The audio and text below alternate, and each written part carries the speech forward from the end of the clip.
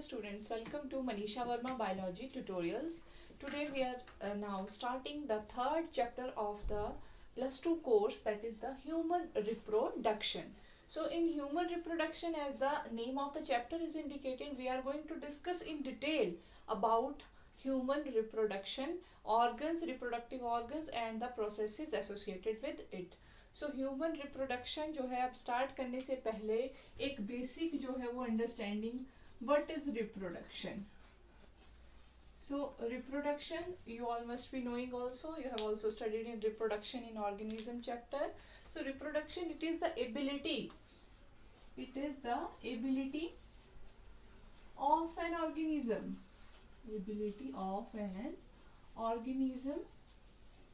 to make a copy of itself. We can say copy, or we can say कि एक ऐसा next generation produce करना. Reproduction क्या है? एक हर ऑर्गेनिज्म की एक एबिलिटी है अपनी तरह का एक सिमिलर ऑर्गेनिज्म जो है वो प्रोड्यूस करना, एक सिमिलर नेक्स्ट जनरेशन जो है वो प्रोड्यूस करना, सिमिलर नेक्स्ट जनरेशन. तो ये तो होगी हमारे पास कि रिप्रोडक्शन क्या है.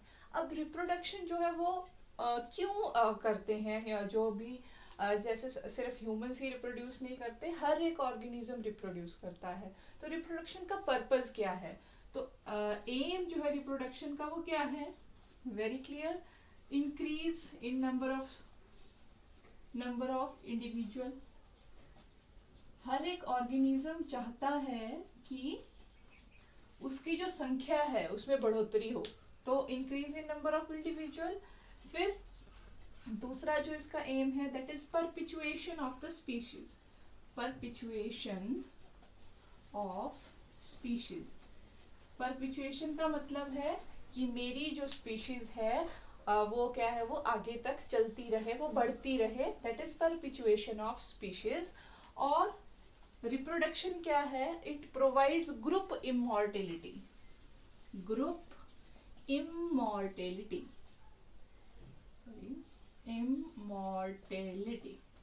सो what is group immortality? Group immortality का मतलब है कि इंडिविजुअल जो होता है, जो पैदा हुआ है, उसका जो है वो उसकी डेथ भी होती है. Individual borns and it dies. लेकिन एज अ होल जो ग्रुप होता है, जैसे ह्यूमंस की ही बात करें, इंसान पैदा भी हो रहे हैं और उनकी जो है वो डेथ भी हो रही है, लेकिन एज अ होल पूरा ग्रुप जो है वो उसकी डेथ नहीं हो रही. क्यों? क्योंकि कॉन्स्टेंटली जो है कुछ इंडिविजुअल्स जो है वो पॉपुलेशन में ऐड होते जा रहे हैं, कुछ इंडिविजुअल जो है वो वहां से रिमूव होते जा रहे हैं थ्रू डेथ. तो एज अ होल ग्रुप जो है वो कांस्टेंट बना हुआ है. उसमें जो आपके पास इंडिविजुअल्स हैं वो ऐड हो रहे हैं और वहां से सब्सट्रैक्ट होते जा रहे हैं. तो दैट इज ग्रुप इमॉर्टेलिटी. तो रिप्रोडक्शन प्रोवाइड्स ग्रुप इमॉर्टेलिटी. सो ये था हमारे पास एम रिप्रोडक्शन का. और एक ब्रॉडर एम जो रिप्रोडक्शन का है, that is increase in number of species. जब कोई ऑर्गेनिज्म रिप्रोड्यूस करेगा, बहुत सारे इंडिविजुअल्स होंगे, तभी उन इंडिविजुअल्स पे क्या इवोल्यूशनरी फोर्सेस जो है वो काम कर पाएंगी और इवोल्यूशन कैन हैपन. क्योंकि हमें पता है कि जब रिप्रोडक्शन होता है, हम कह रहे हैं कि देयर इज ऑर्गेनिज्म की हमारे पास, हम वी ऑब्टेन अ सिमिलर और अ कॉपी. लेकिन हमें पता है कि वो ऑर्गेनिज्म जो है वो कुछ जो चीजें हैं उनमें वो अपने पेरेंट्स की तरह ही बिल्कुल सिमिलर होता है, लेकिन हर ऑर्गेनिज्म में कुछ वेरिएशंस भी होती हैं. तो यही वेरिएशन जो है आगे चल करके वो रॉ मटेरियल फॉर इवोल्यूशन जो है वो बनाती हैं. तो इस तरह से it also helps in increase in number of species. तो ये था हमारे पास रिप्रोडक्शन का एम. तो अब बात करते हैं मेन वेज ऑफ रिप्रोडक्शन की. There are two main ways of reproduction. तो वो मेन वेज कौन कौन से हैं? It is very clear. Sexual and asexual. तो सबसे बड़ा difference between these two modes of reproduction, asexual reproduction means it is uniparental, एक ही ऑर्गेनिज्म के जो है वो टू पार्ट्स हो जाते हैं, या various modes of asexual reproduction जो है we have also studied in the first chapter. Sexual reproduction, it involves two parents, it is biparental, one male and one female. So these are the two main ways of reproduction. अब हम बात करेंगे human reproduction की ही basically. तो human reproduction में हम सबसे पहले बात करेंगे डेवलपमेंटल पीरियड्स की. तो ह्यूमन जो है, ह्यूमन बीइंग जो है, it is considered a higher organism.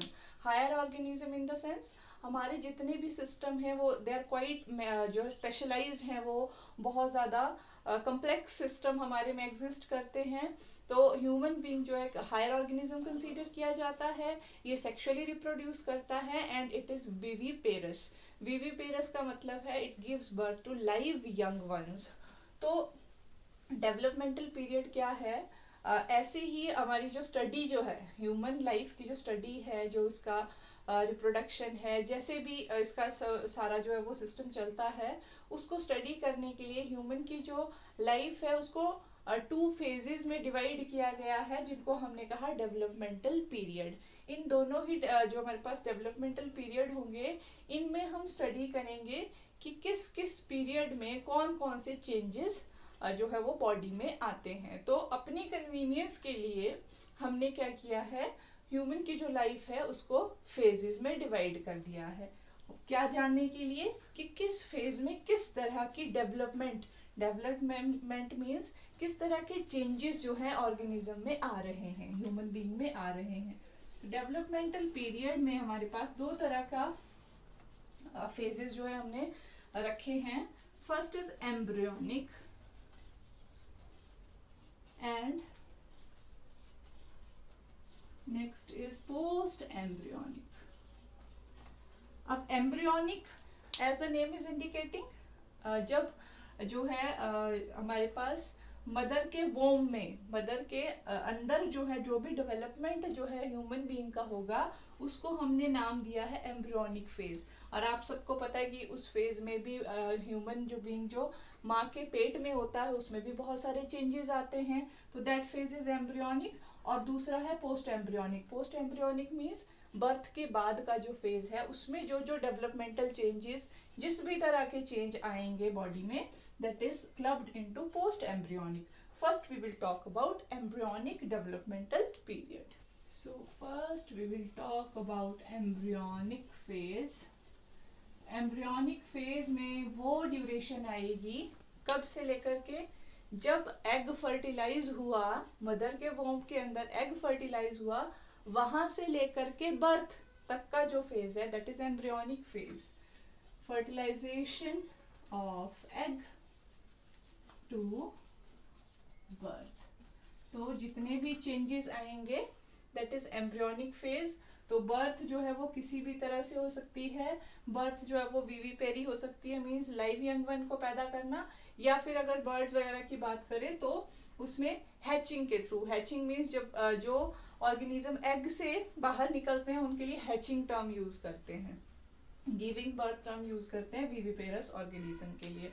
तो फर्टिलाइजेशन ऑफ एग से लेकर के बर्थ तक के जो चेंजेस है वो आएंगे एम्ब्रियोनिक फेज में. एम्ब्रियोनिक फेज को हम फर्दर आगे डिवाइड कर देते हैं. सबसे पहले हम एम्ब्रियोनिक फेज में पढ़ेंगे gametogenesis. So gametogenesis means formation of gametes. Formation of gametes. Gametes means sperm and ova. Sperm हमारे पास है मेल गेमीट और ओवा है फीमेल गेमीट. स्पर्म की फॉर्मेशन को कहते हैं स्पर्मेटोजेनेसिस और ओवा की फॉर्मेशन को कहते हैं oogenesis. सो इस फेज में फर्स्ट फेज जो होगा उसमें क्या होगी, गेमीटोजेनेसिस हुई. सेकेंड फेज जो हमारा है उसमें क्या होगा, सेकेंड है हमारा fertilisation. Fertilisation as the name is indicating, और आपको इस बारे में पता भी होगा, स्पर्म और ओवा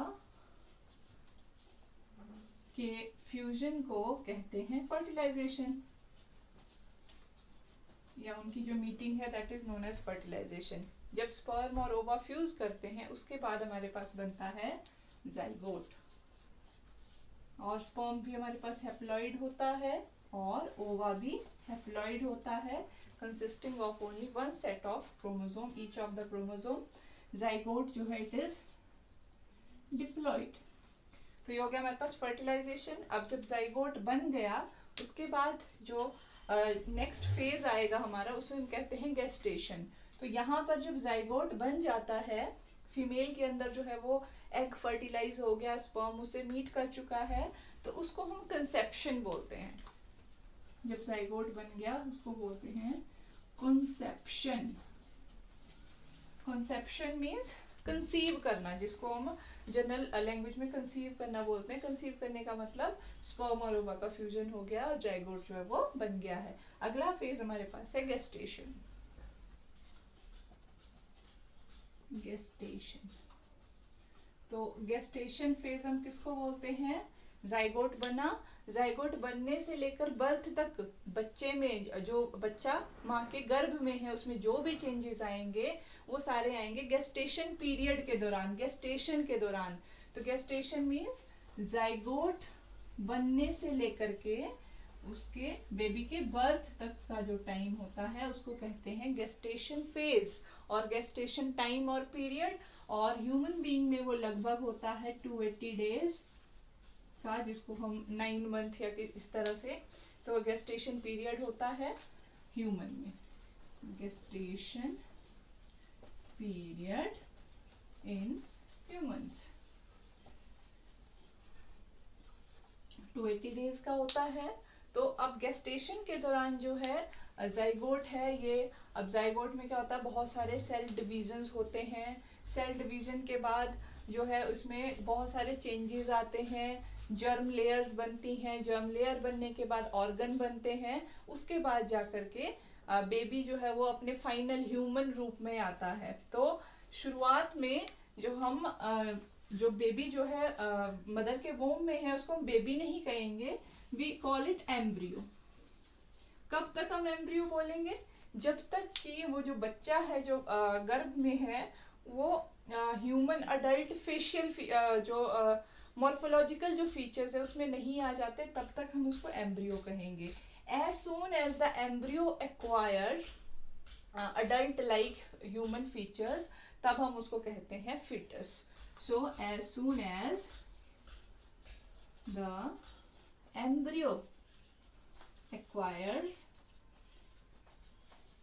its adult like features, बोलने का मतलब ये है कि एज सुन एज वो जो भ्रूण है, जो एम्ब्रियो है, वो पहचान में आना शुरू हो जाए कि ये किसका बच्चा है, ये इंसान का बच्चा है, गाय का है या डॉग का है, कैट का है, उसके जो है वो जो एक फेशियल फीचर या मॉर्फोलॉजिकल, सिर्फ फेशियल नहीं कहूंगी मैं, मॉर्फोलॉजिकल जो उसके फीचर हैं वो उसके पेरेंट्स जैसे जब दिखने शुरू हो जाए तो तब हम उसको एम्ब्रियो नहीं बोलते, फिर हम उसको बोलते हैं फीटस।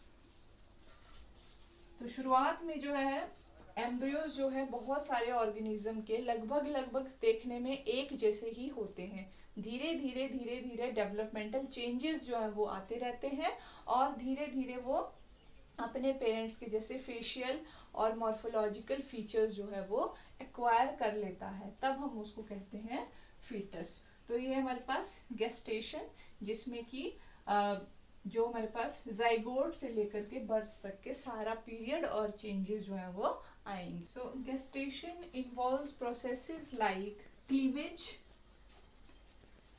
क्लीवेज सबसे पहले कब होगा? जब जाइगोट बन जाता है। जाइगोट बनने के बाद रैपिड माइटोटिक डिविजन्स होती हैं जाइगोट में, उस प्रोसेस को हम कहते हैं क्लीवेज। जब बहुत बड़ा सेल्स का एक बॉल बन जाता है, फिर उसके बाद होती है गेस्ट्रुलेशन।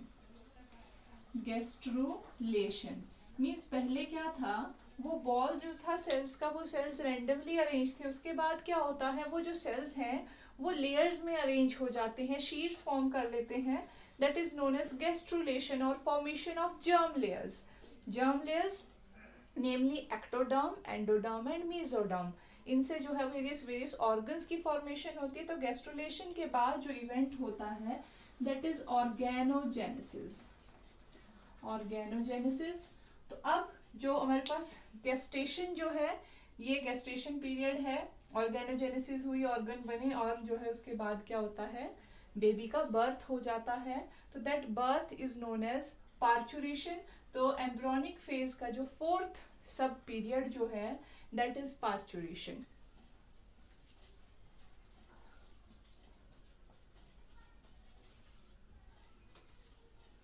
सो पार्चुरेशन क्या है हमारे पास, it is finally the act of giving birth.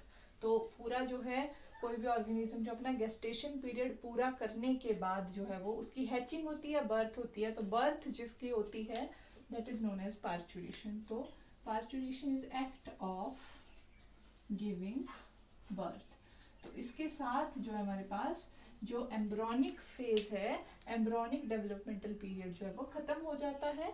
Next हमारे पास है पोस्ट एम्ब्रियोनिक डेवलपमेंटल।